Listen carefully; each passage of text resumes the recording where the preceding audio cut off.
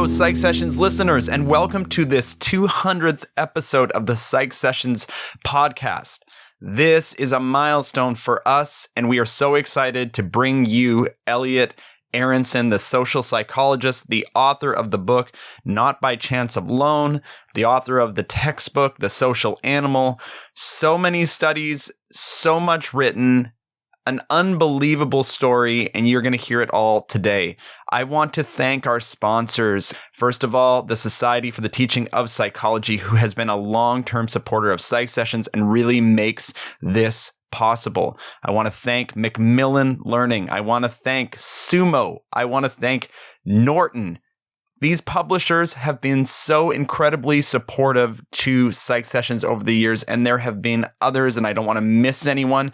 These are our current sponsors, and they are excited to bring this episode to you as well. Please check the show notes for a resource related to this episode. We have put together some discussion questions that you can use in your classroom with your students, and I think you're going to like those. It's the first time we've ever done that.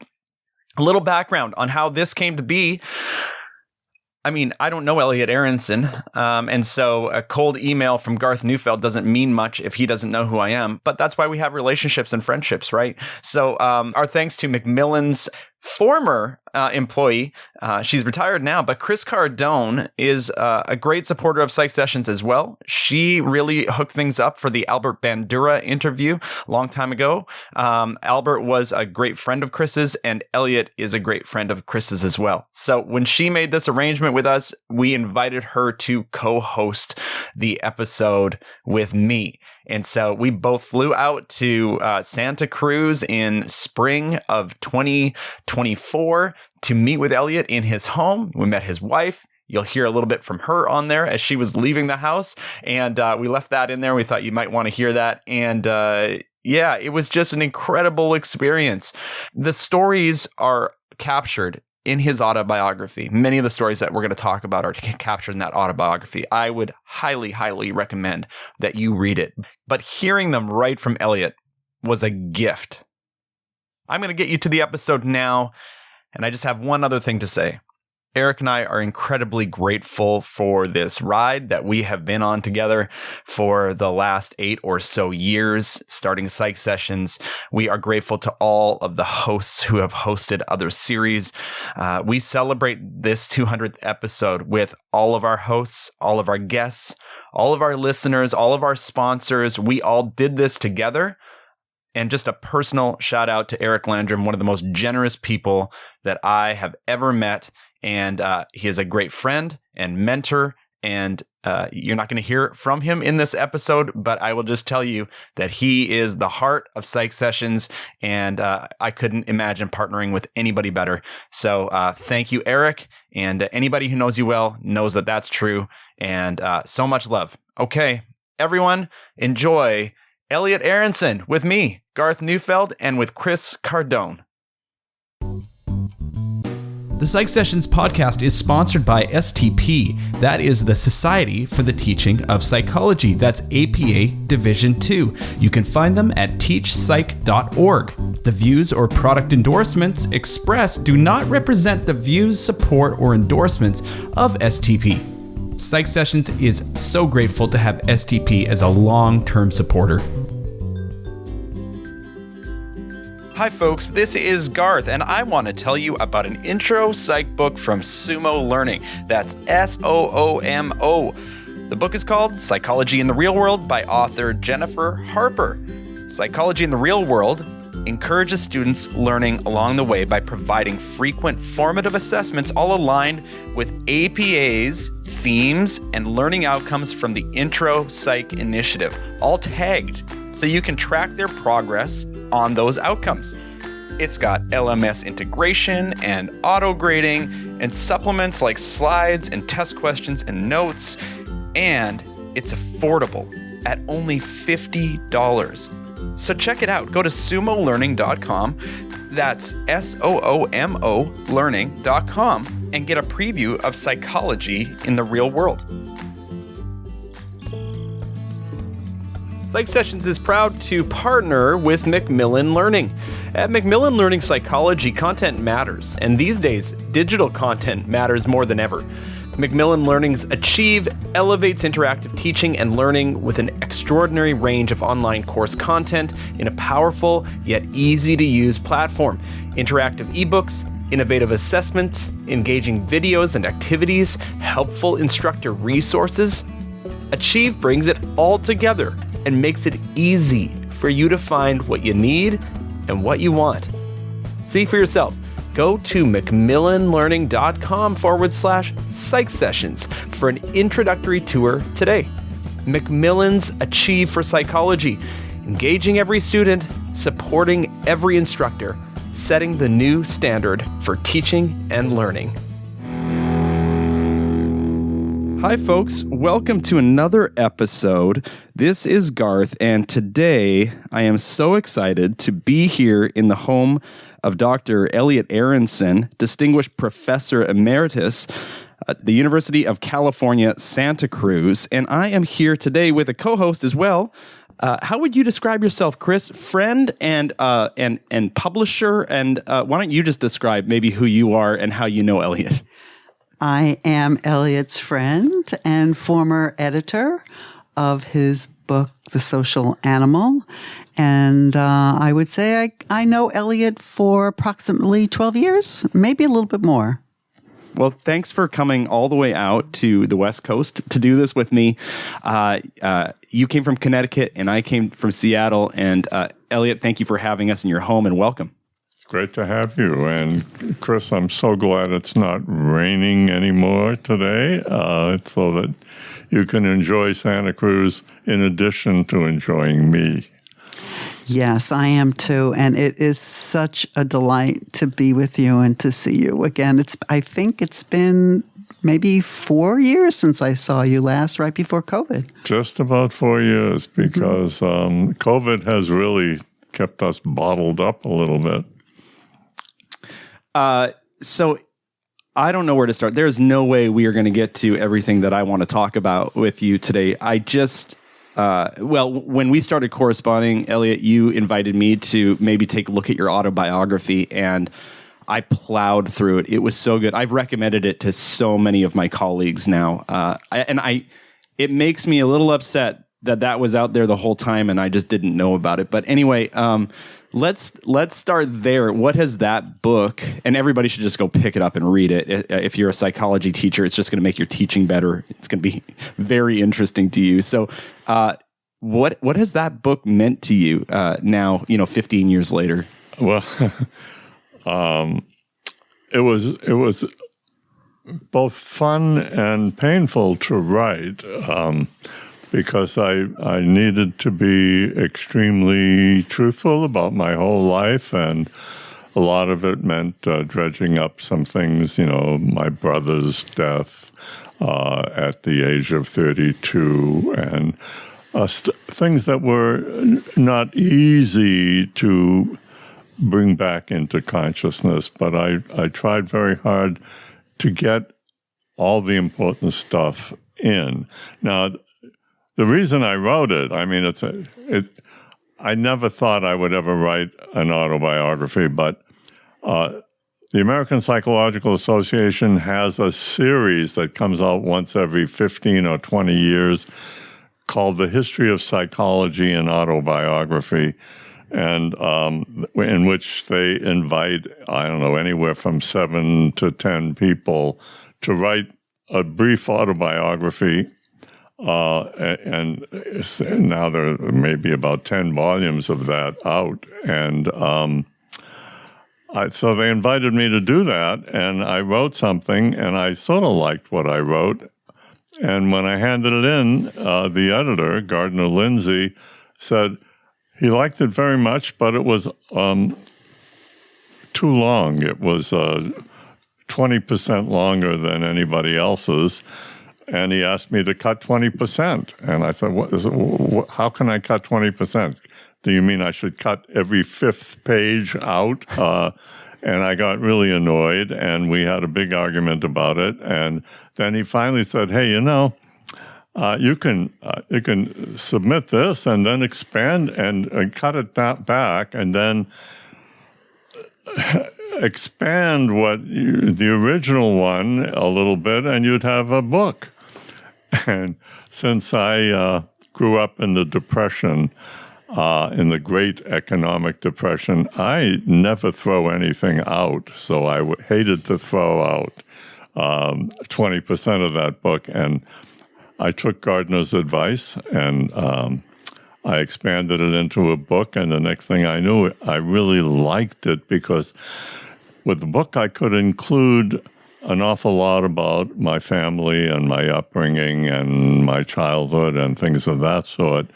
And I realized what I had, at the very least, was something that my grandchildren might enjoy reading.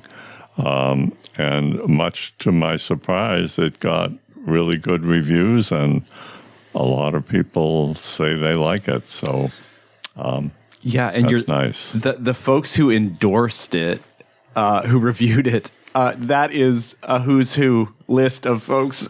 So many great reviews. It was obviously a book that resonated with folks. And, you know, and I know we're going to get into the stories, because the stories are unbelievable in my mind.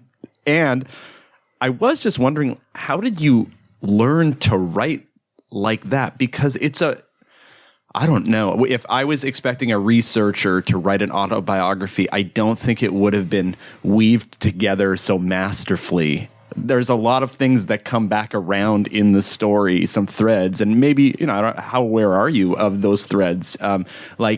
For example, I know why you spent so much time talking about your brother early on and the influence of him, but it was like a gut punch to the reader when, as you mentioned, your brother passes away.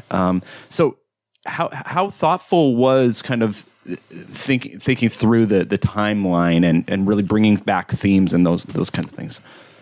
I never took a course in writing. I never was formally taught anything about writing. I think I take teaching very seriously.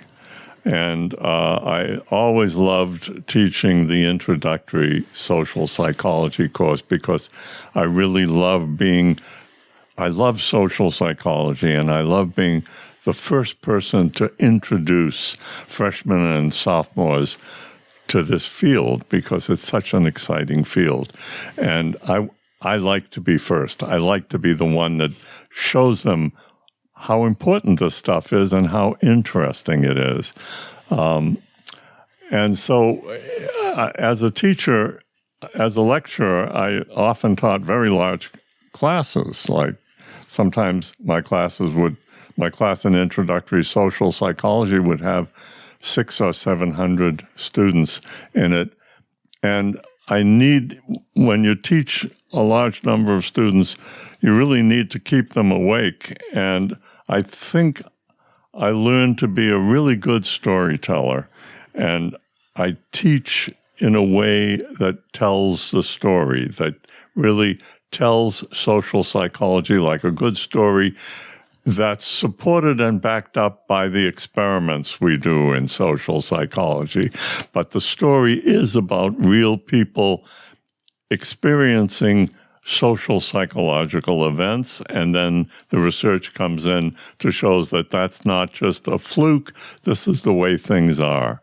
And that has made me a better writer, because I write the way I teach.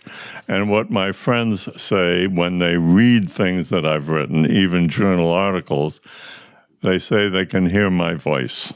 And I think that's the greatest compliment I can ever get. So how did you learn to become this storyteller? I think, was it one of your first teaching experiences? Was it at Wesleyan? How did that come about? It may have started when I was 14 years old and was working on the boardwalk at Revere Beach in Massachusetts. I was working at the Pocorino tables making change. And then, all right, here comes the first story of this interview. in that game, you roll a ball down an incline and into various pockets that it can land, and you get 5 balls for a nickel. That's what it cost in those days, in the 1940s, and you play for prizes, and you try to get the best poker hand you can get. And I was just making change for 60. I was being paid 60 cents an hour for that. And then one rainy night, there was a mic man who tries to bring people into the arcade to play the game. And he was an older person. He was in his 30s or 40s. Most of the people working there were teenagers like myself. I was 14 years old. And he was on the mic, and he said to me, "Hey, kid, you want to sit up here and see if you can get people to play the game?" It was near the end of the evening. It was rainy. There was hardly anyone on the boardwalk, and there was really no business. Nobody was playing. And I thought, my God, I can get behind the mic. And I sat up there in the box with the mic in front of me, and I started to tell stories. I started to say, "Hey, there's 3 jacks on table number 27 and a full house on table number 16. Pay off those lucky winners." There was nobody playing the game, but I just made it up as I went along. And every once in a while, someone walking by would stick their head in to see what all the commotion was about. And they saw that nobody was playing, but this kid on the microphone was making believe that people were playing. And I think some of them were charmed, and they came in and played the game. And what happened was, I think half the people walking on the boardwalk ended up in that arcade playing Pokerino, and we had about 12, 13 people. The manager of the arcade came out of his office because he heard a lot of noise, and he said, "What's going on here? And who's on the mic?" and there's that kid, and he offered me a job as a mic man, and I think that I was a shy kid, but when I got behind the microphone, I became a different person, and I was able to get rid of my shyness. Was this the beginning of your acting career? May have been, and I used that quality as teaching, but not only that. What I later learned, eventually, when I became a social psychologist, is that the essence of social psychology, say as opposed to or as different from personality, for example, is that we believe that situations are really important, and that the same person can be very, very different depending on the situation. And we know that. We know that, like, when you're with your family, you can be very talkative and very active, but when you're working in the office, you can be very quiet and seem shy. And when I was in most places, like in school, I was very shy. But behind that microphone, I could be another person. I could be personable. I can be interesting. I could tell stories. That is the essence of social psychology, the power of the situation. And that's what we learn from our experiments, the famous Stanley Milgram experiment shows that kind people can behave with cruelty if the situation is powerful enough. Honest people can behave dishonestly if the situation is powerful enough. Shy people can behave assertively if the situation is powerful enough. That's an important lesson, and that's the essence of social psychology. Things can change. Situations can change behavior. Hopefully for the better, sometimes for the worse. Yeah. Now, we can edit, and I just wanted to make sure that you don't need to talk to your wife, who's putting on her jacket right now. Hi, honey. I just had to go out for a little while. Okay, honey. I'll see you later. So I was thinking about that boardwalk scene and you getting on that microphone, being a shy kid, but having all that success. I saw that later in your career, in your book, not only in your teaching, but also in your experimentation and your ability to, because what's a social psychology experiment, or the social psychology experiments that you did? What are those if you can't sell it, if you can't sell the deception, right? So would you say that what you tapped into on the boardwalk was helpful in that area as well for you? Oh, yeah. Yeah, I mean, it's like I wasn't trying to deceive anyone. I was just trying to be playful. And what social psychology experimentation requires is that the experimenter needs to be a kind of a playwright, a kind of a director, and a kind of an actor.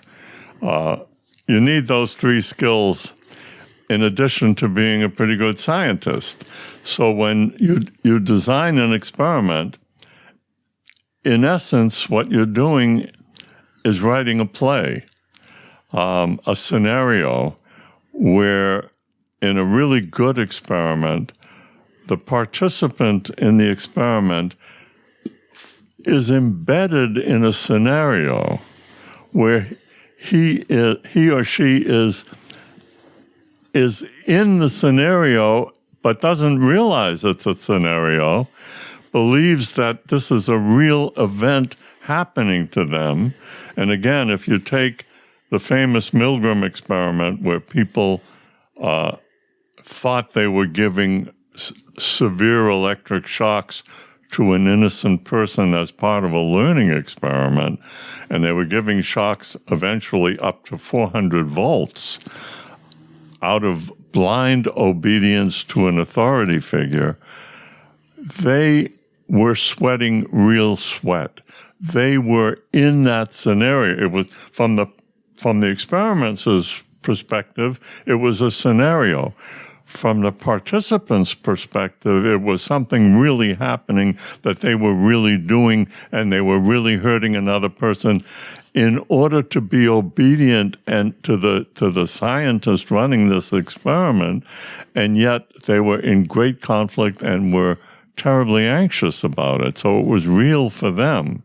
And that's an extreme case, but it's the essence of what we do in the laboratory, because the last thing we want to happen is for the participant to sit back, hear the instruction from the experimenter, and in a calm and casual way start thinking about, let's see, what would a normal average person do in this situation, and then try to do it. So, because everybody wants to be normal and no one wants to be extreme in any way, and they will try to behave in the way that they think would make them look good in the eyes of the experimenter. That's the last thing we want to happen.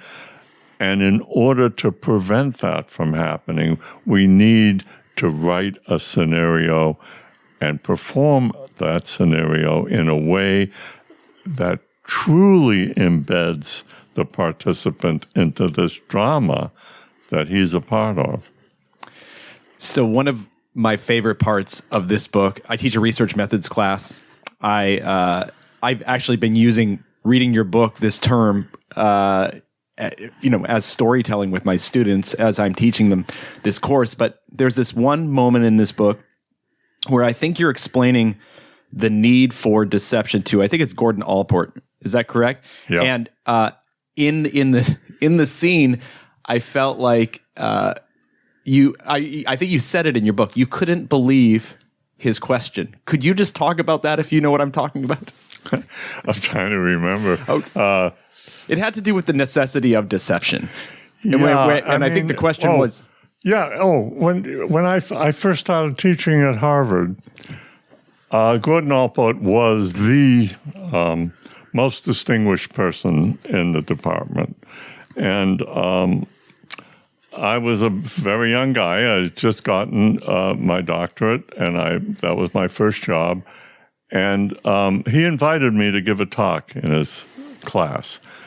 And he introduced me as a master of mendacity. And I was so naive. I was 27 years old, and I wasn't quite sure what mendacity meant, but I knew it wasn't good. So I felt a little stung by that introduction. And then afterwards, Gordon and I gave a lecture, and then Gordon and I are walking out, and I said, "Hey, Gordon, what was this mendacity thing? Were you simply telling your students that I'm a good liar?" And he got very embarrassed. He actually turned red, and he said, "Oh, come on into my office." And I went into his office, and we chatted about it. And he made it very clear that he didn't approve of the kind of research I did, because we used deception. And we frequently, and almost always, told the participant that the experiment was about one thing when it was really about something else. And we did that because if the participant knew what the experiment was about, they would try to make it come out the way we wanted it to come out, or they would try to behave in a way that made themselves look good, but it wouldn't be an accurate representation. So we had to be good at making up a cover story that was convincing to the participant. And I tried to explain all that to Gordon, and I tried to tell him, and I had enormous respect for this guy. I always have had respect for him. He was a wonderful guy, but didn't really understand this kind of experimentation.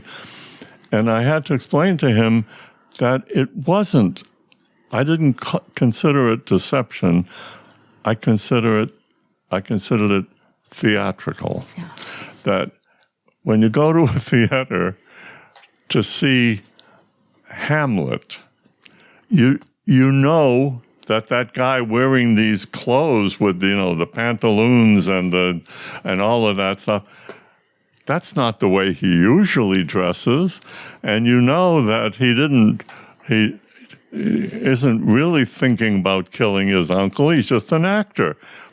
But when you go there, you try to be in the play, and we don't expect the participant in the experiment to try to be in the play. We have to set it up so that they think they're in the play, so they think they're in a real world situation that's really happening, or else the experiment isn't going to mean anything. And that's why we do it that way. And I think in that discussion, and he took me to lunch afterwards. I think I got him to feel bad about using the word mendacity on this young whippersnapper.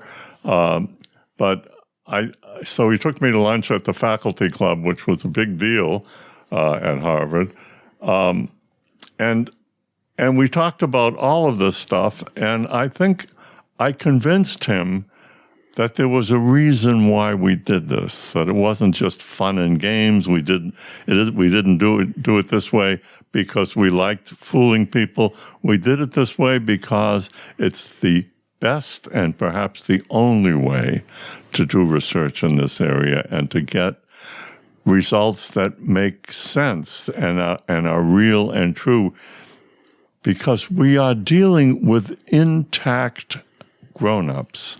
We're not dealing with children. None we're dealing with people who have been.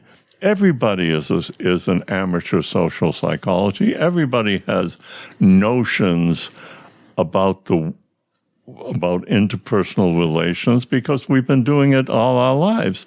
So the 18 and 19-year-olds we're using as the participants in most of our experiments are really smart human beings, and that's why getting them embedded in the scenario is extremely important. Yeah, that reminds me of a story that you tell, and it's a prime example of this, I think, when you were working with Leon Festinger, and Carl Smith had an experiment, but it just wasn't working too well until you came along and helped this experiment out. Do you want to talk about that? Sure. Festinger and I had this very interesting relationship where everybody was afraid of Festinger because he was a tough guy and very impatient he didn't suffer fools gladly. And when I was a first-year graduate student at Stanford, Festinger and I arrived the same year, and he arrived with a reputation for being a genius and absolutely impossible to work with. And I took his seminar, and I saw that both of these things, that the rumors were true in both directions. He was a genius, extremely smart, and also very impatient, could be cruel in the seminar to people. If you didn't come in fully prepared, not only having done the reading, but having thought about it and really, really digested it, he could be devastating. And I was afraid of him, but gradually we got to be pretty close. And I started to work with him, and I did some research that he liked. And then he was doing this experiment with Merrill Carl Smith, who was an undergraduate at Stanford at the time. This was Merrill's senior honors thesis. And the experiment, it's one of my favorite experiments in social psychology, and it involved telling a lie, deceiving. The participant in the experiment has done a very boring task, and then is supposed to tell the person who's going to participate in the experiment next that the task was interesting. Because the cover story is, we want to see whether thinking a task is interesting will actually make the person enjoy the task more than if he doesn't think it's interesting. And then you tell him or her, you were in the control condition. We didn't tell you it was interesting in advance, but the person waiting out there is going to be in the experimental condition, and we need to tell that person that the experiment was interesting. And then you say that the person who's supposed to do that, the stooge in the experiment who's supposed to pretend to be a subject, hasn't shown up, and would you do that for me? Mm-hmm. Now, and there are two conditions. You either do it, you paid $1 for doing it, or you paid $20 for doing it. And the hypothesis was that people who were paid only $1 would like the task, would find it more interesting than people who were paid $20. Telling a lie for $1, because if you're paid $20, in effect what you're saying is, I told a lie to this person, I deceived this person, but I got paid $20. I sold my soul for $20, and it was a good bargain. It was worth it.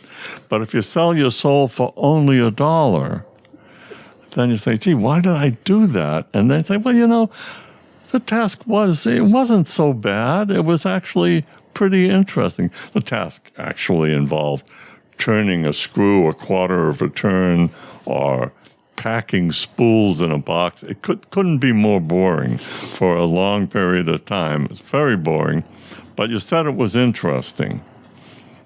And if you said it for $1, you came to believe that it wasn't so boring. If you said it for $20, you said, it's boring. I lied, but it was worth it. I got $20, which is a marvelous experiment because at that time, this was done in 1957, it flew in the face of reinforcement theory. When I got to Harvard a few years later as an assistant professor, and I had lunch with B.F. Skinner, he couldn't explain that experiment. He had a hard time accounting for those results. That's what made it an important experiment. But anyway, Carl Smith was running subjects in a pilot study, to test out the procedure, and it wasn't working. And Carl Smith was really depressed and said, it's not working. I'll have to do something else. And Leon asked me if I would watch Merrill work with him. The two of us were standing on the other side of the one-way mirror watching Merrill run subjects. And Leon turned to me and said, what do you think? And I said, he's not really selling it. He's not really convincing the participant that this is a real event. And so Leon looked at me, stroked his chin a little bit and said, teach him. So I worked with Merrill for 3 or 4 days. And I told him, you can't just say, the other person hasn't shown up. Would you mind doing this for me? You have to be anxious. You have to say, oh my God, the subject has been, this new person has been waiting out there for 20 minutes. This guy hasn't shown up. I don't know what to do. I can't afford to lose the subject. It'll ruin the experiment. Would you do me this favor? I mean, I'll pay you for it. And you have to sweat.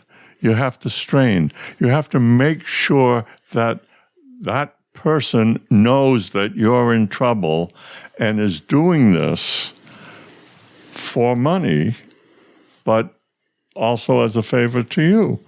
And you really have to sell it. And to do that, you have to be a good actor. And I worked with Merrill for 3 or 4 days. He started to run the subjects, and suddenly it was working. And that's part of the game. You have to be good at this, or else it's not going to work. Or else, and that is it's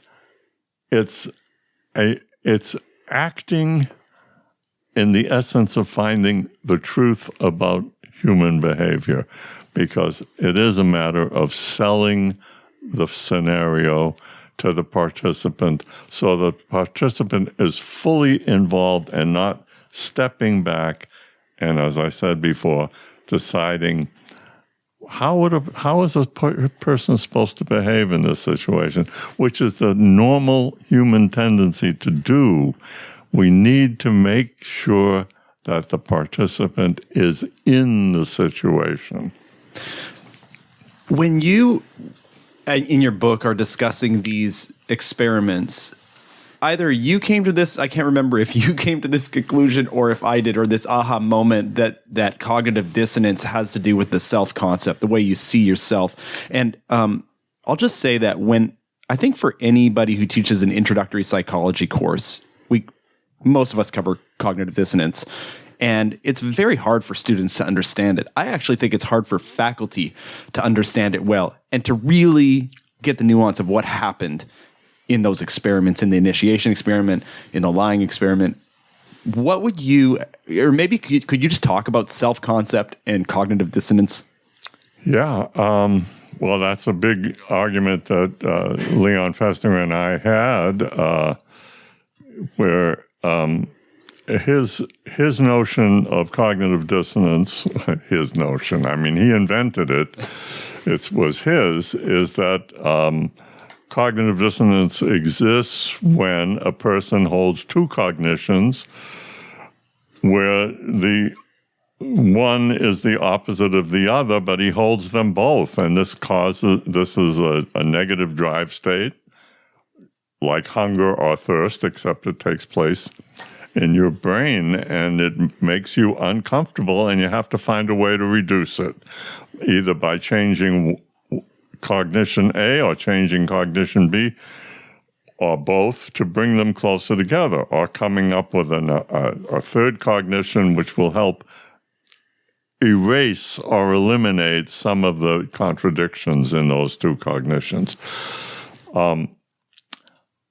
After working with cognitive dissonance theory for 3 or 4 years, I realized that I was excited by it. I thought it was a terrific theory, and it led to some really interesting research and helped us understand human behavior and human nature a lot more. But it was a little shaky around the edges. Sometimes it wasn't clear whether two cognitions would be really dissonant or not. And I don't think Festinger ever really solved that problem. But when I started to do a lot of my own experiments on it, I realized that dissonance theory makes the clearest prediction in those situations where one of the cognitions is about the self.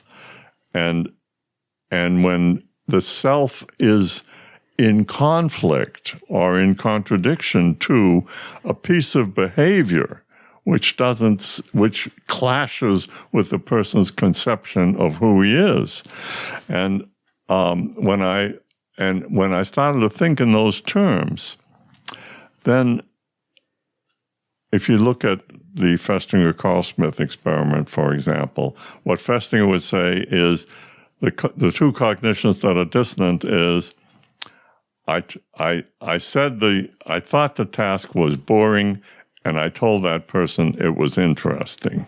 Those are the opposite of each other, and you reduce dissonance by convincing yourself that it was more interesting than you initially thought it was. And that's very sensible. I would put it differently. I would say the first cognition is, I am an honest, honorable person, and I deceived a human being by saying that a boring task was really interesting, okay? So the self-concept is involved in that, but it's important to the researcher in making that explicit in my mind that is the motivating force, the person's self-concept, and that makes it powerful, so that whenever the self-concept is involved, we have an experiment that really works. When the self-concept isn't involved, it's sometimes a little bit shaky. We don't know whether that's a dissonant situation or not. So we designed our experiments to force the person to think about who he is and what he has done in violation of that. Now, in teaching this stuff, I always found that it was easier for students to grasp in the self-concept sense, that they could easily put themselves in that situation. Oh, yeah, I would feel lousy if I was lying to someone because I'm a truthful person. Not two simple cognitions. It's I'm a truthful person. Or in the first experiment I ever did, which showed that if you go through a severe initiation in order to get into a group, you'll like that group better than if you get into the group by going through a mild initiation or no initiation at all. Same group, same tape recording of a group discussion, and people who go through the severe initiation find the group a much more attractive group as a result of that initiation. And that, by talking about it in terms of the self-concept, you can say, before the self-concept notion came in, you could say, I did a stupid thing. With the self-concept, I did something stupid. I went through a terrible hell and high water in order to get into a group that turned out to be lousy. That was a dumb thing to do. But I'm a smart person. Why did I do such a dumb thing? That's the self-concept notion. It's not simply two cognitions are dissonant. One of those cognitions is about who I am, which is really important. It isn't that I did one thing and it's inconsistent with that the group turned out to be lousy. That's inconsistent with going through a severe initiation. It's, I'm a smart person. Why the hell did I go through that severe initiation in order to get into a group that I'm trying to get out of? You know, that it troubles me when I think about the implications for myself, but probably larger, like for humanity.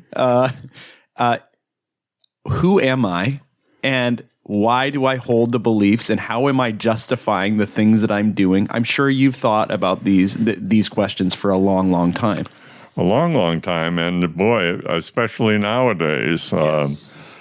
What I'm about to say may be jumping the gun a bit, but we're living in an era. This is the decade of dissonance. I've never seen more evidence in the world of the existence of cognitive dissonance and looking at how people are dealing with it, people in public life. So you get something like my favorite example, the January 6th congressional hearings about the insurrection in Washington following Biden's election, where Trump got people to believe, he got his followers to believe that the election was stolen, and they stormed the Capitol. In the hearings, one of the people who testified was one of my favorite people. I watched those hearings avidly. One of my favorite people testifying was a guy named Russell Bowers, and people called him Rusty, and he was the Speaker of the House of Representatives of the state of Arizona. A good, solid Republican his whole life. And Trump asked him to get rid of the people who were elected, the electors, and to put in a whole new slate of people who would decide that he had won the Arizona election. And Bowers refused to do it because that would be taking the votes away from the people of Arizona and pretending that Trump won when actually Biden won. Bowers was a good Republican, but also a stand-up guy, a stalwart guy, a really decent fellow. And he said, I took an oath. I think he's a religious man. I took an oath that I would uphold the Constitution, and I had to uphold the Constitution. He paid a big price for that, because not only was Trump threatening him that he would primary him. Primary has become a verb. He would primary him by running somebody against him and supporting that person, so he would be out of politics. But it was even worse than that. At the time, right after the election, Bauer's daughter had a terminal disease and was at home dying. Trump supporters came with sound trucks and megaphones, bullhorns, to Bauer's home, stood outside his home and were screaming, "Rusty Bowers is a pedophile," which he wasn't. So he paid a big price for that. And there he was testifying to that, all of that, at the January 6th hearings. Stand-up guy. After the hearings were over, a reporter asked him, if Trump is nominated by the Republican Party in the next presidential election, would you vote for him? And he said, yes. He said, yes. And I'm thinking, how could he possibly do that? The dissonance must be enormous. How is that guy justifying it? Are the Democrats really that bad that you would elect a person who wanted you to lie, who was starting an insurrection against the government, who led an attack on the Capitol of the United States, who was threatening to hang his own vice president because his own vice president wouldn't go along, and you're going to support that guy in the next election? That is an amazing real-life dissonance situation. I would love to be able to have a long interview with Rusty Bowers on that one. Yeah, I see Festinger's theory and the theory that you did so much work with in your career as explaining so much current behavior, and also when I look in a mirror, explaining a lot of my behavior and wondering about myself and the reason why maybe I do what I do and or hold the opinions that I hold. It's very practical, and my students really enjoy thinking through those kinds of questions as well. Yeah. Yeah. And it makes me think about, how do you counter or try to reduce or improve, for lack of a better word, the cognitive dissonance so that people realize that their behavior is going against what their real beliefs are deep down. And I think you talk about some things that you did in your experiments. If you want to talk about that, like with students, you getting them to use condoms, I think, and how that changed some behavior. Oh, yeah. Well, that was... Again, that's another one of the threads that runs through the autobiography is, why did I get into psychology in the first place, and why did I get into social psychology? And it's so interesting because for me, what's really important is that the people who have played a major role in my life during my formative years, and I was really lucky in that when I was an undergraduate, I actually stumbled into a class that was being taught by Abraham Maslow. I didn't know who he was. I only went to that class because I was having coffee with a young woman, a fellow student, an attractive young woman who I was interested in romantically, and we were having coffee together, and then she suddenly looks at her watch and says, "Oh my God, I'm going to be late for class." And it turns out this was a big lecture class, and I figured, I'll go with her to her class, and we can maybe sit in the back of the room and hold hands or something. Those were innocent times. Maslow, it was a class being taught by Abraham Maslow in introductory psychology. And so I'm sitting there holding hands with this young woman, and suddenly Maslow starts talking about prejudice. And I remember when I was a kid, and I lived in a very anti-Semitic neighborhood, and my parents were Orthodox Jews, and I had to go to Hebrew school. And make a long story short, I was roughed up a lot for being Jewish in that neighborhood. And I remember after one beating, I was about 9 years old, sitting on a curbstone, nursing a bloody nose and a split lip, and wondering why these kids hated Jews so much, and why they hated me so much when they didn't even know me, and wondering if they found out what a nice little boy I was, would they like me more, even though I was Jewish? And if they liked me more, even though I was Jewish, would that maybe make them hate other Jews less?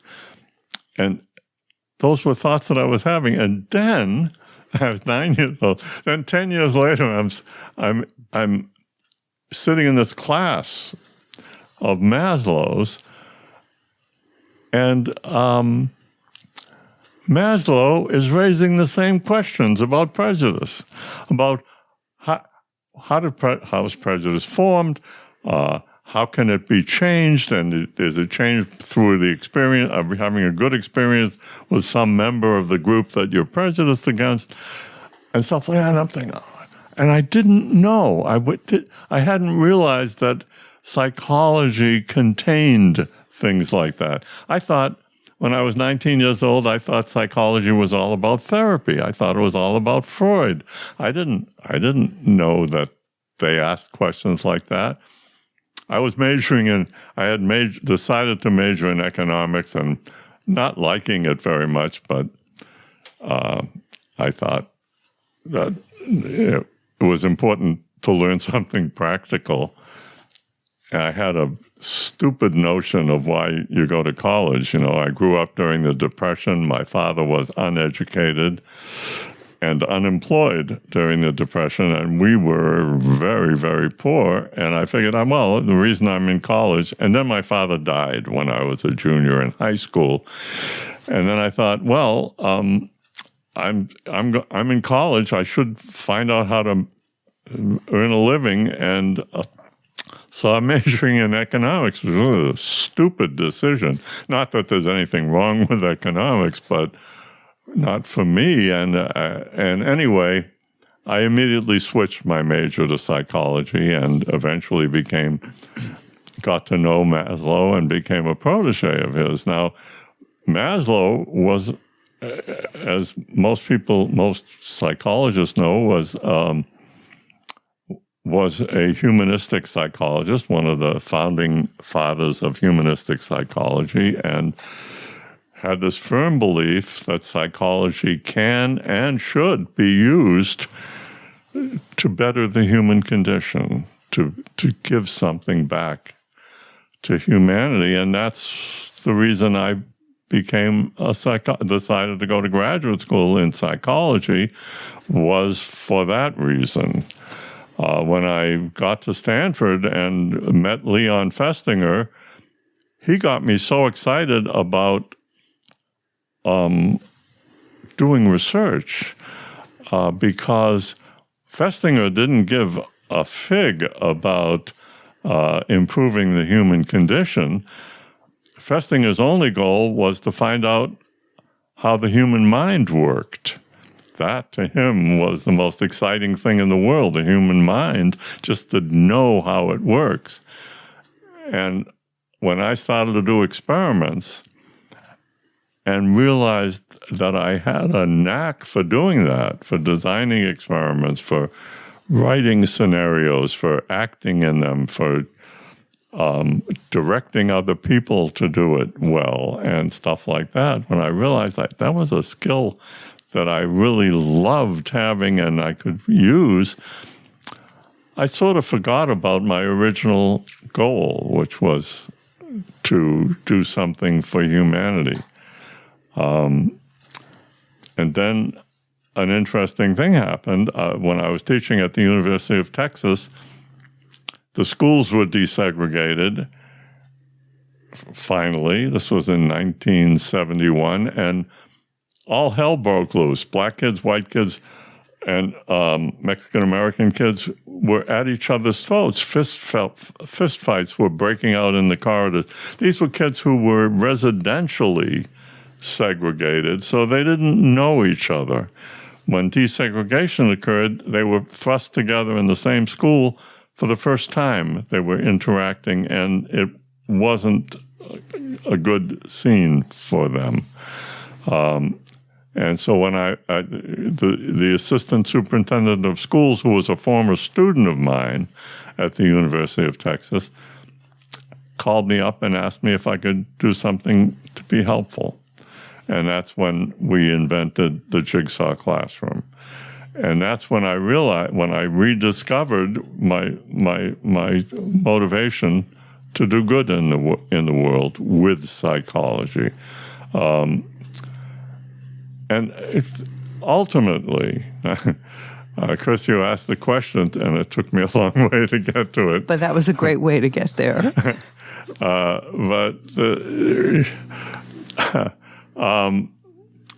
Ultimately, I mean, so my career was, I started out being interested in doing good.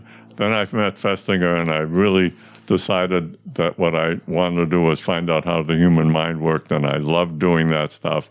And then in Austin, Texas, I got re-motivated to do good because the Jigsaw Classroom was working and really did well. Got people cooperating with one another in small groups, mixed racial and ethnic groups, and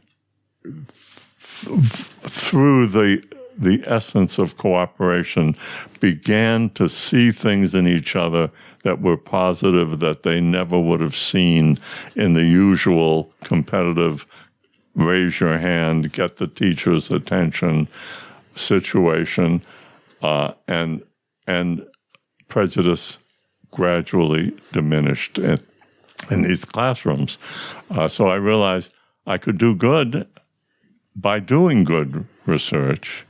And then the next step on this career journey of mine was to find a way to do both, to do experiments that would enlighten me about how the human mind worked and at the same time might be useful. And so one of the things I did was experiments on using cognitive dissonance to get people, sexually active people, to use condoms, because in the time of AIDS or any sexually transmitted disease, but in the 1980s and 90s, AIDS was killing people, and that was before they had any kind of cure or vaccine for it. So that the best cure was prevention. And what Nancy Reagan was advocating was abstinence, which go tell that to a 20-year-old young adult. That's not going to work for a great many people. But condom use does work and is 99.999% effective. So the idea was to get people to use condoms, and the way we got them to do it was to put them in a dissonant situation that was not unlike the Festinger-Carl-Smith experiment that I just described, except for one thing, which was a very interesting thing. In the Festinger-Carl-Smith experiment, people are telling a lie about something and then coming to believe it. But in our situation, every college student student knew that condom use was a good way to prevent sexually transmitted diseases if you were sexually active. They knew that, but they simply weren't using them. Only about 17% of students on my campus were using them, and that was similar in every campus in the country at that time. And so how do you get it? How do you get it a lot higher than that?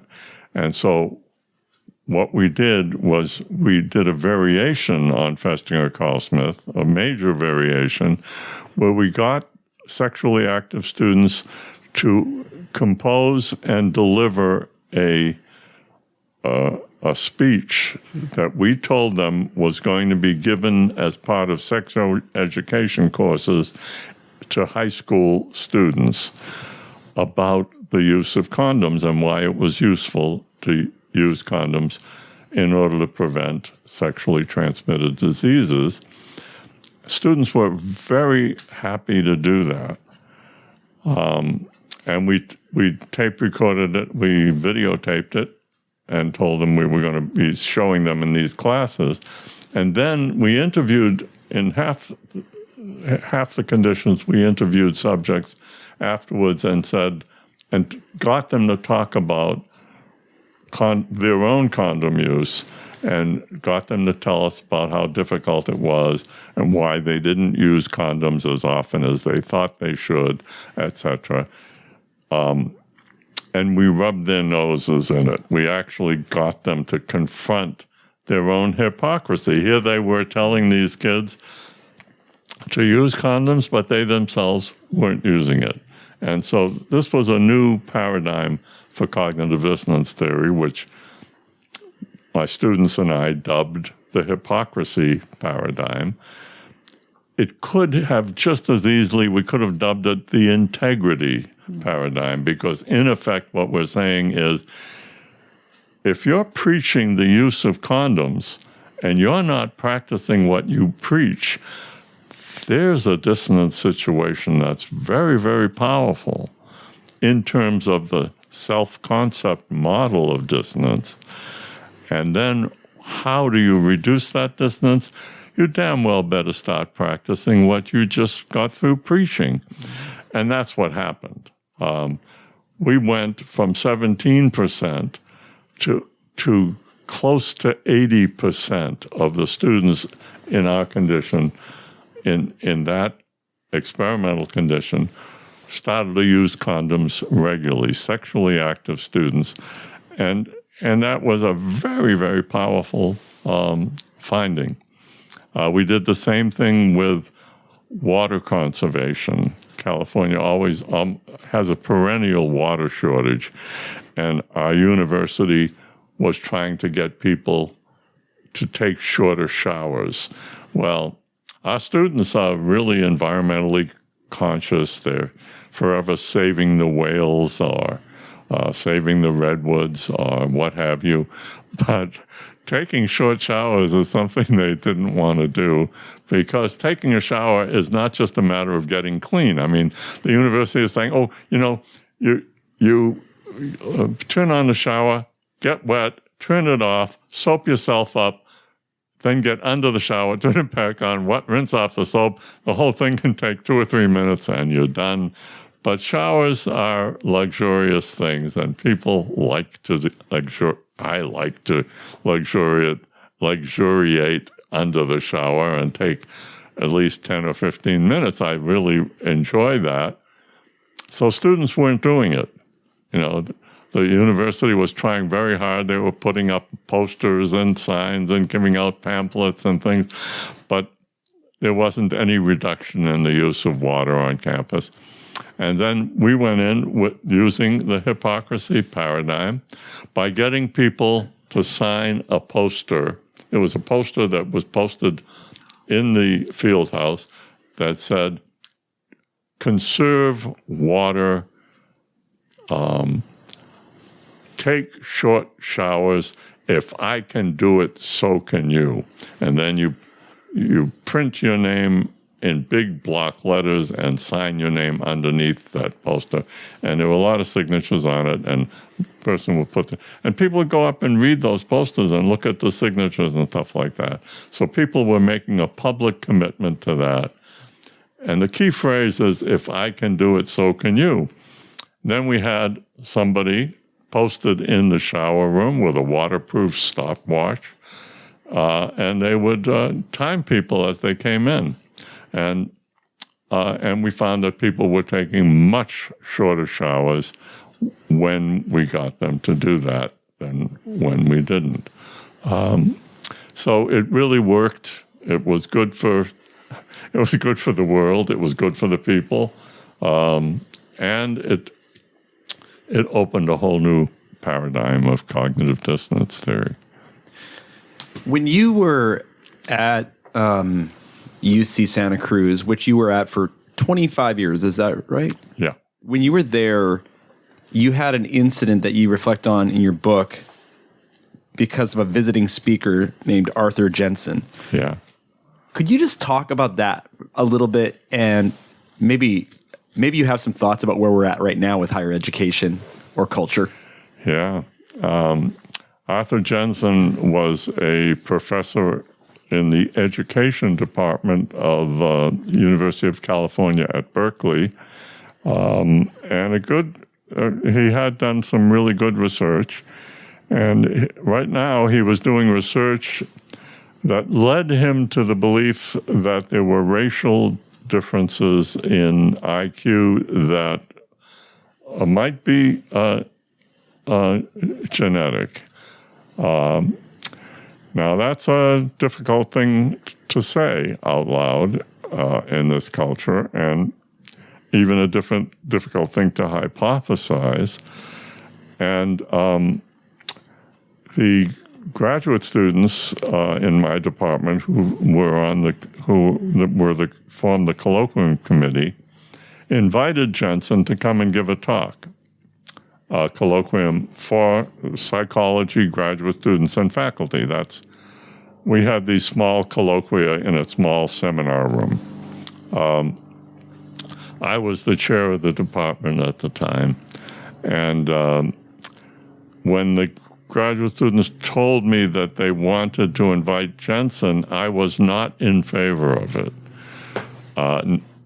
So I just want to make that clear. I wasn't a crusader. I wasn't crusading for freedom of speech. I didn't want to go out of my way to start trouble. But they wanted to do it.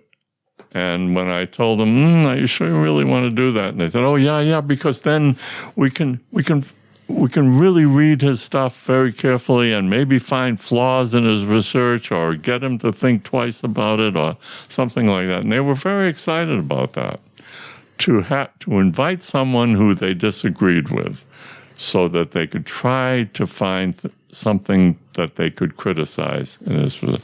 And I figured, look, let him come. It's fine. About 2 weeks before he came, he sent me a letter, a real letter. It came in, that the postman delivered, with some newspaper clippings. And apparently he had been pushed around a lot and spit on and stuff like that on college campuses around the country when he talked about his research. And he said, I'm through doing that, so that I'll come if you can guarantee my safety and that no one is going to harass me. And when I got that, I thought, look, I wrote back to him and I said, look, we have this little seminar room where there were 6 or 7 faculty members would come and maybe 15 graduate students, and we would sit around, and our graduate students have never, or neither our faculty or our graduates, they've never spit on anybody yet. But then the night before he was supposed to come, the students got wind of it and staged a rally in which they burned his books and his reprints of some of his research articles and things like that. And they announced that they were going to storm the seminar room and fix him. So I didn't know what to do, and there wasn't much time to think about it. I thought, well, there are two options. I can tell him not to come, cave into the student bullying, or I can call the police and have police protection. I didn't like either of those two options, and I thought about it some more, and I thought, oh, there is a third option. We can move it off campus. It can be an off-campus event. And we can, since it's a small group of people that's involved, we just tell them orally about it and put a note on the door that we moved off campus and not tell them where it is. And that's what we did. And we had a terrific evening. I mean, Jensen gave his talk. The students and the faculty had questions and criticisms, and it was a lively and exciting discussion. The students were right to invite him. It was really good. But afterwards, I got totally vilified in the student newspaper, and I was called a racist, and they're really angry for two reasons. One, for inviting him, and since I was the chair, I took responsibility. And the other for moving it off campus, not giving them a chance to get at him. So that was interesting. Now, the really interesting part of this is that when I was at the University of Texas earlier, and I was there for 10 years, 9 or 10 years, we got a fair housing ordinance on the books. Austin was a pretty good city, but it was racist, and it was hard for Black and Mexican-American students to find housing anywhere near the campus. The Black students had to live in the Black section of town. If students were not living in dormitories, they couldn't live near campus. They couldn't rent a room near campus. So we wanted to get a fair housing ordinance passed. There were none south of the Mason-Dixon line at that time.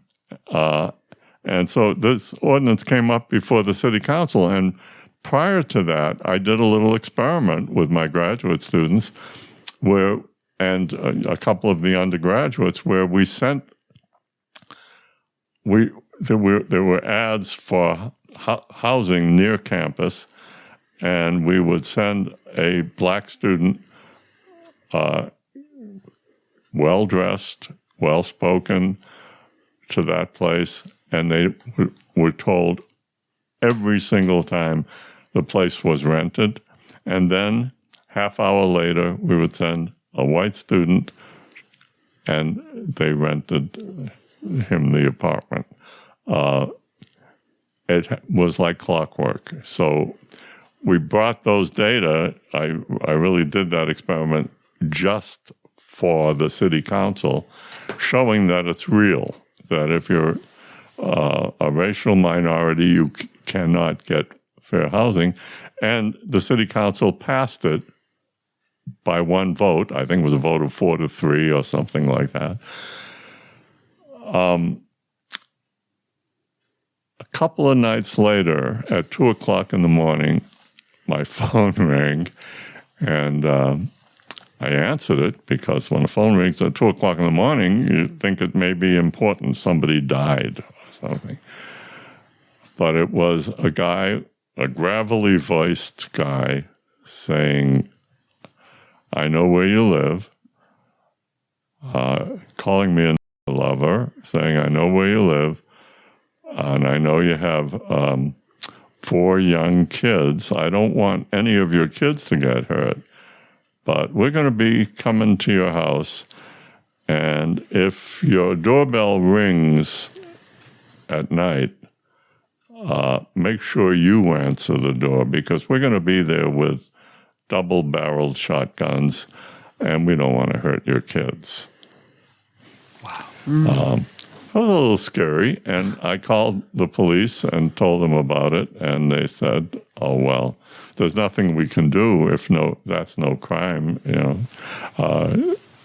We can't do anything about it.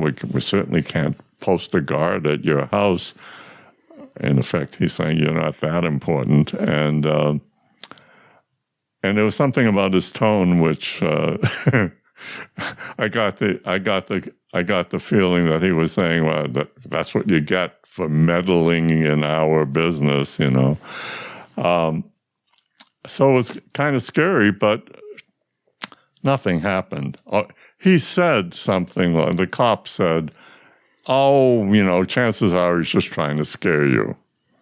And I said, "He's succeeding." But nothing really came of it, thank goodness. But, it was a little tense for a few months. Now then a few years later, I changed jobs. I decided I want to live in California, and it was very interesting to me personally that this time I did get a call. It didn't come at 2:00 in the morning. It came 7:00 in the evening, I think. And a kid said to me, "Are you going to keep your office hours tomorrow?" And as you often do at the coffee house. And I said, "Yeah." And he said, "Well, you better be there." And I said, "Yeah, I'll be there." And then the next day, and so did 3 of my kids were students at the university, my 3 oldest kids. And when Vera told them about it, they all came to the coffee house, and we were meeting outside having coffee, the 4 of us. And then there was like a line of students carrying torches in the daytime, and a tape recorder, and they came to my table and said into the tape recorder the accusation that I brought this person to campus that was preaching this racist stuff, and what do I have to say for myself, and then put the microphone in front of me, and I gave them a little talk about the First Amendment and how important it was, and how, especially at a university, how important it is to hear people talk about things that we might not agree with, and to be able to engage in a sensible conversation about it. And eventually they just packed up and left.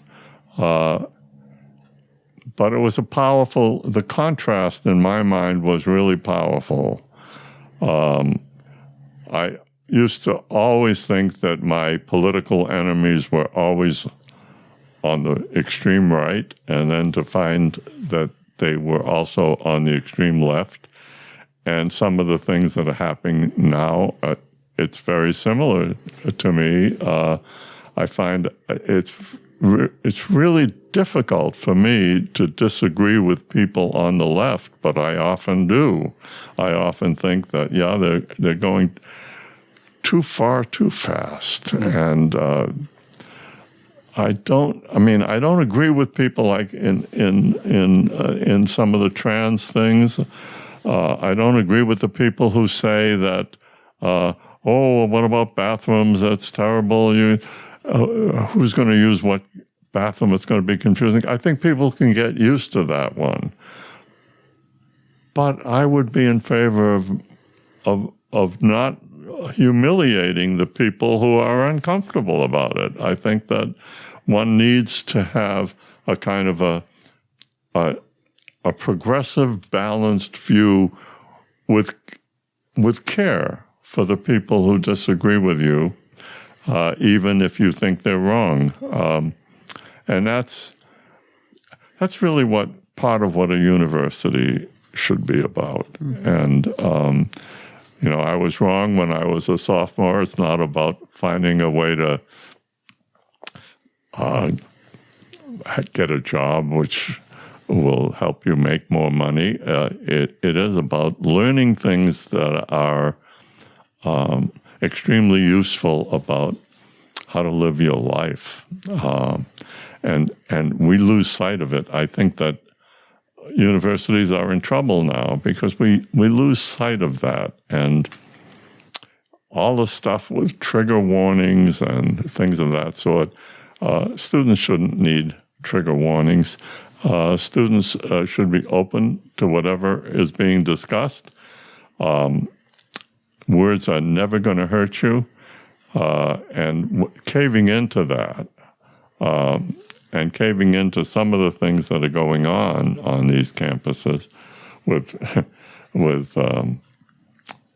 college presidents from some of our best institutions resigning or being forced to resign for one reason or another, there should be more common sense and more social psychology, more applied social psychology that's used in a way that is educational for students, not disruptive. Well, thank you for that. And we have just a couple of minutes left with you today. I can't believe it's flown by so quickly. And Chris, I want to give you a last word as well.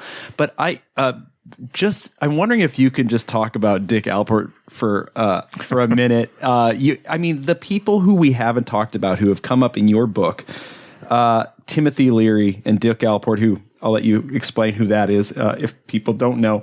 But Hathaway, also who created the MMPI. You have worked with so many great psychologists and have had friendships with so many great people. And if people want to know more about those stories, they can read the book. But yeah, I know you also, you chose to kind of, one of the last stories you tell, other than kind of telling us about your family in the book, is this diner appointment that you had with Dick. So anyway, maybe you could just walk us through your relationship with him. Yeah, Dick and I were old friends. I got a master's degree at Wesleyan before I went to Stanford, and in the summer, Dave McClelland, who was my professor, and I was working with him at Wesleyan, and he invited a couple of his older students to come that summer and do some work too, and that's when I got to meet Dick. And Dick came with a guy named Ralph Haber. Both of them had gotten master's degrees at Wesleyan and then gone on to the PhD program in psychology at Stanford. And they came back to work with Dave, and I was working with Dave, and my wife, Vera, was working with Dave, and all of us got together, and we became really close friends during the summer. And that's what made me decide to go to Stanford at the time, because I liked those two guys. They both had masters at Wesleyan, which I was getting, and I figured if they can make it at Stanford with a master's from Wesleyan, then maybe I will be able to make it there too. And it was mostly just out of anxiety that I went to Stanford because of those two guys making it. I thought I could do it too. And Dick and I became very close friends at Stanford. He was a couple of years ahead of me in the graduate program, and went on to Harvard. And then a couple of years later, I went on to Harvard, so we became friends again. Now, Dick was also gay, and he was the first gay person I was ever close to, and this was in the mid-50s, 1957, 58, around there. And Dick was bisexual and would date both men and women, and often Vera and I would go with Dick and his date, whether it was a man or a woman, and it was kind of fun. Then at Harvard, Dick got involved with Timothy Leary, who was also there at the time as a kind of a visiting professor for a while. And that's when they discovered psilocybin and LSD and started to work with that. They were doing some research with ministers and with prisoners to get them onto LSD, and it would be a heart-opening experience for ministerial students that might make them more aware of God. For the prisoners, it might make them more open-hearted, less aggressive, etc. That was their notion, and they were very excited about that. And then I was getting something of a reputation at the time of being a methodologist, and they wanted to do some research, some publishable research on this. It wasn't clear to me whether they were really doing serious research or simply using it at research as an excuse for turning on. And I think both were true. I think they really did think they could do something important at the time, but it didn't work out. I mean, the way they had to do it, they felt they had to do it in a very uncontrolled way that wouldn't have been publishable in any of the major journals. And I think for them, the experience turned out to be more important than the actual research, which was too bad.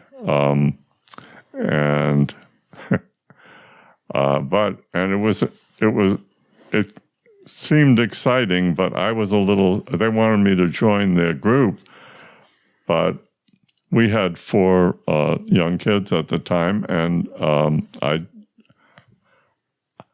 the thing I knew about LSD was that it was a psychiatric drug, and it was supposed to make you feel what a schizophrenic feels like, and it's like having a schizophrenic experience.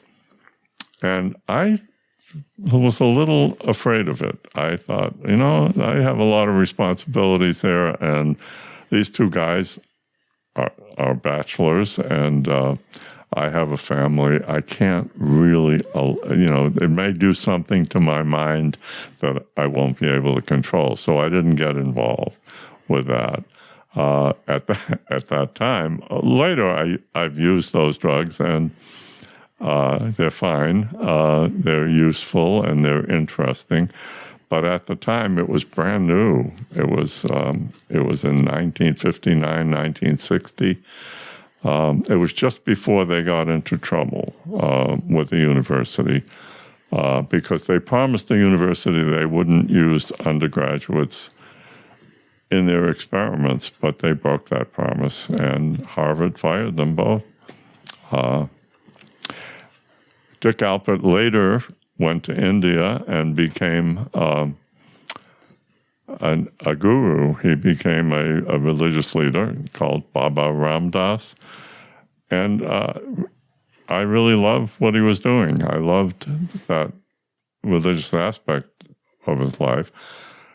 I saw him a couple of times afterwards. He came once to the UCSC and gave a lecture in my class with a big white beard and white robes and stuff like that. And the students were quite enthralled by him. He's a terrific teacher. He always was a very good teacher. And then I lost track of him, and then he had a stroke and moved off. Well, it was before he moved to Hawaii. He was living in the Palo Alto area, and I met him for lunch Vera and I went up and met him for lunch once, and it was wonderful to see him again. It was the first time I'd seen him in about 10 or 12 years, and we had a very interesting talk where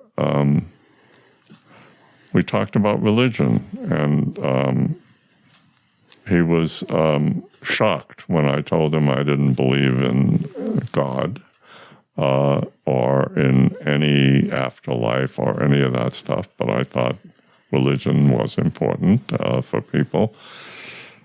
And we disagreed on that one. And then he said, one of the things he said that really stood out was, he said, "So are you going to end up as a social psychologist?"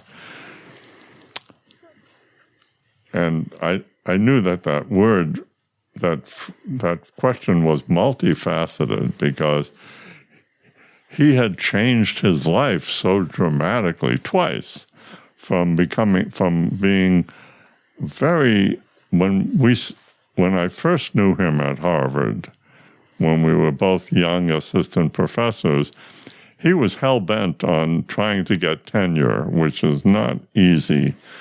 When you start off at Harvard, it's very hard to get promoted to tenure, because by the time you come up for tenure, you have to demonstrate that, I mean, your department, if they're recommending you, has to demonstrate that you are among the best in your subdiscipline, which is hard to do when you're 5 years out of graduate school. But Dick really wanted tenure, and he didn't get it, of course. But he was playing the academic game very hard, and I wasn't, because I had decided that this wasn't the place I wanted to stay anyway. So we disagreed on that one. We disagreed about LSD and whether you should do the research in a really careful way or not. But at this meeting, he said, "Are you going to end up as a social psychologist?" And that was a very meaningful statement. And my response was, "I don't plan to end up at all," which was a kind of a flippant statement. And here's this guy with a stroke who was very hard for him to talk, and he started to laugh very, very hard. And then he reached out. He had one hand was totally paralyzed, one arm, and he reached out with his good hand and grabbed me by the hand. And I thought he wanted to shake hands, but then he took my hand up to his lips and he kissed my hand. And it was a very touching moment, because he and I were in disagreement about a lot of things, but what it meant to me is that the friendship was still very, very powerful. And it was a major event. I really loved that. And then we walked him. He had a guy, a medical person, who wheeled him in a wheelchair and up a ramp into the back of his van. And we said goodbye. And it was very powerful for both Vera and me. Well, thanks for telling that story. It was powerful in the way you wrote it. It was more powerful in the way you told it. And it has been just such a privilege to hear your stories today. Chris, do you have any final thoughts as we are finishing up? This has been an amazing time to spend with you, Elliot. I know, too, how important your family has been to you, and how you came to California in hopes that your family would come and visit, and I know that was successful for you. And, finally, maybe just a couple of words. You've had this rich relationship with Vera. Let's see, are you married now for almost 70 years? Almost 70 yes. years. Yeah. Yes. We got married in 1954, right after we graduated. And it's interesting, at the time I met Vera, and when we started to become friends, and when we were seniors at Brandeis, once we started to get serious, I told her what I used to tell all women that I was serious with at the time, that I never intended to get married. It's a kind of a pompous statement, not that she wanted to marry me or anything, but I figured I'd give fair warning. I'm never going to get married. And the reason for that is that I hadn't seen many happy marriages. I didn't think it was in the cards because my mother and father were very unhappy together. They didn't get divorced, but they weren't happy. And I had a lot of aunts and uncles, and I didn't see many happy marriages. I think there may have been one that I would say was a happy marriage. The odds didn't seem very good, but it worked out pretty well. You have a advice or a secret that you want to share for your happy marriage? I don't like to give advice, and there are no real secrets. I think what's really important is good communication and always giving your best friend the benefit of the doubt. But communication, the kind of communication I learned when I was leading encounter groups is really important. It's what we used to call straight talk, which is talking about your own feelings, not your hypotheses, but your feelings of anger, love, hate, distrust, whatever it is, but it's yours that you own. Never telling the other what they feel or what they should be feeling or what they did wrong, but only that they may have done something that evoked certain feelings. Whether it was the feeling was joy or the feeling was anger, but the feeling is yours, and you own it. And it doesn't mean that they did something wrong. They did something that evoked that feeling, and they have a right to know about it. That's a powerful, powerful tool. And it was a major, major thing in the encounter groups that I led. And I think it's something that if everybody learned to utilize with people they care about, it would make their life a lot richer and a lot more quiescent. Yes. Thank you for that. Yeah, and we didn't even get to the encounter groups, but you cover it in your book, and that's an amazing kind of chapter in your life, and you and Vera together doing that, and so I loved reading about that. Are any final words from you, Elliot, for our audience of teachers of psychology? No. Right. I mean,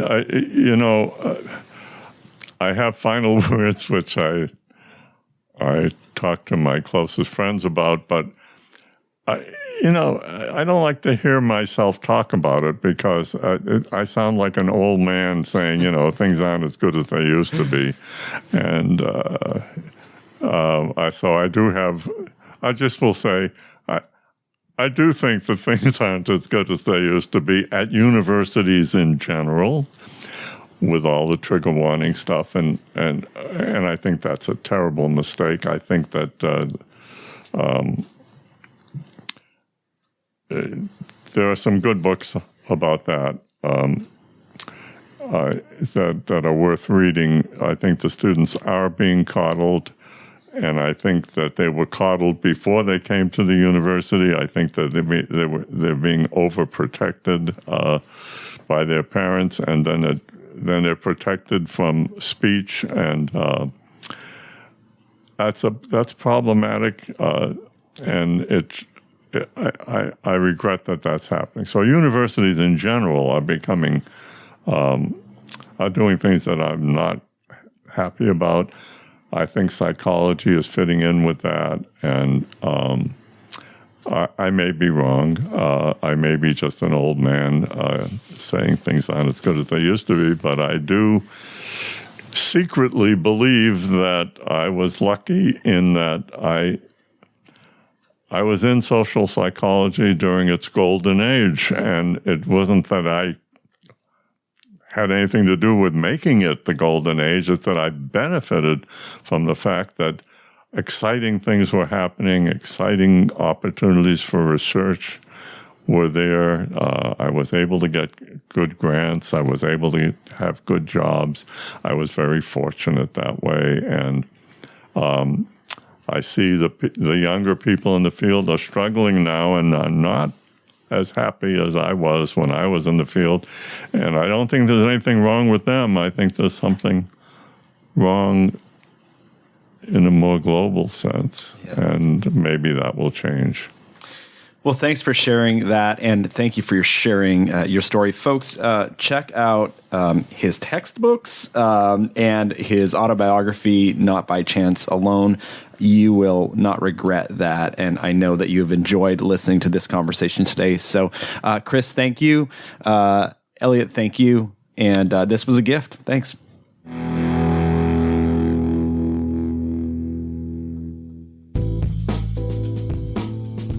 Psych Sessions can do what it does because of listeners like you. We want to thank you for your support over the years in our mission to get more free professional development to all teachers of psychology around the world. If you want to support us further by making a tax-deductible donation, please head to psychsessions.org/donations. Thanks for listening.